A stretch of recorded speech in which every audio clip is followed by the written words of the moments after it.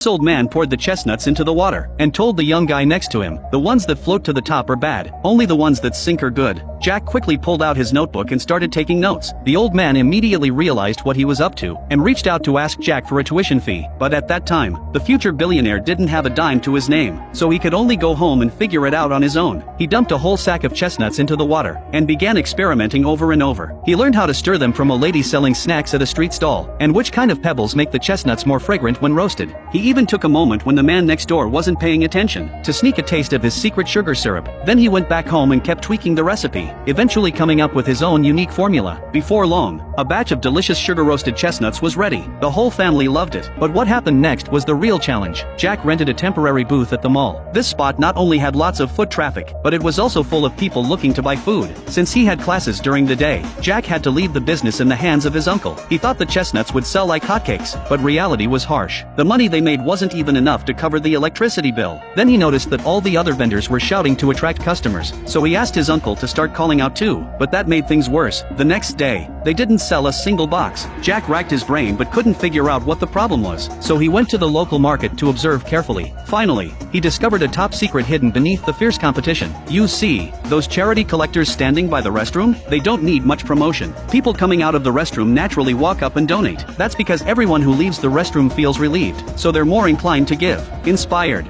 Jack quickly ran back to the mall and paid a premium to move from the snack aisle to the mall's exit. That way, everyone heading home could easily grab some chestnuts to share with their family. Sure enough, the next day their business boomed. They went through bag after bag of chestnuts, but just when things were looking up, Jack received a notice from the mall asking them to leave. Apparently, the smoke from the roasting machine was too much, and it had blackened the mall's ceiling. At first, he thought about repainting to fix the damage, but the falling paint ended up getting on other products. This time, he not only had to pay for the damaged goods, but he was also permanently kicked out of the mall. To make matters worse, that night he found out from his mom that his dad's business had failed, and their family owed a staggering 80 million yuan. They had already bought plane tickets, planning to flee to America the next day, but just before leaving, Jack suddenly changed his mind. He said he wanted to stay and continue doing what he loved, even if it meant ending up with nothing. Seeing the determination in his eyes, his dad didn't try to persuade him to come along. Instead, he encouraged Jack to give up on the chestnut business and go back to school. Jack agreed not to roast chestnuts anymore, but going back to school was clearly out of the question for him, because yesterday, his girlfriend bought a box of seaweed from the market, and when Jack tasted it,